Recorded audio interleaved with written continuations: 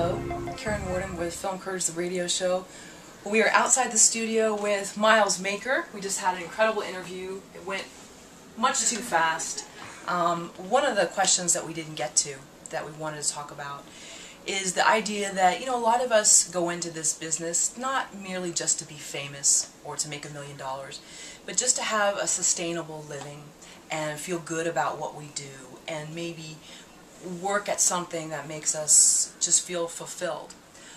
Miles, what do you think is the reality for someone that wants to be just the middle-class artist? Do you think it's attainable?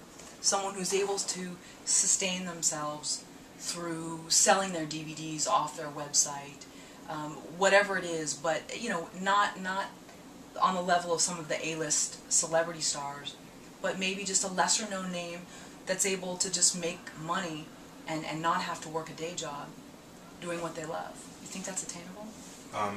It definitely is, and people are doing it now quietly, and the fact that we don't know everybody that's doing it is a testament to the idea that you can just quietly find your space and your way of doing business and your way of sharing your art and sustaining yourself. I think the big thing is, the whole middle class thing is, what is middle class? What is an acceptable amount of money that you're going to be happy with to call yourself, a sustainable artist? And I think that's really the key, but I also think it might depend where you live.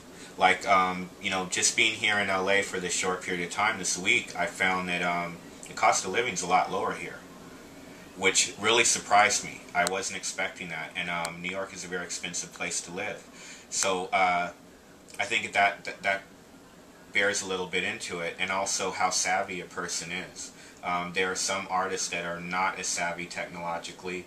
They're not, using a lot of computer, social media type platforms, and therefore their ability to generate revenue is probably, it's severely reduced. Versus somebody who's, more tech savvy and on a computer and understanding how to reach people that they cannot physically touch, and are in time zones and parts of the world that can still be a customer without, ever engaging directly with, the artist.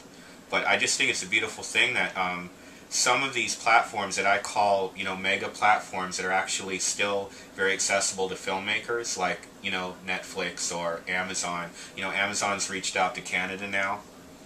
They're going to be overseas, I believe, in Europe. So as their reach expands and our accessibility to get our content on those platforms still remains, then our ability to sell to other markets now will begin to grow.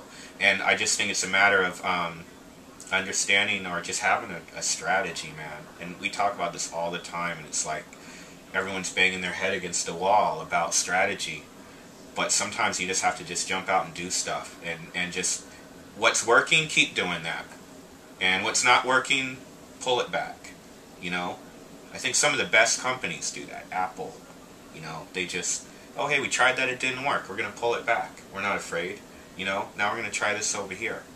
But they're willing to jump in, and we've got to be willing to jump in.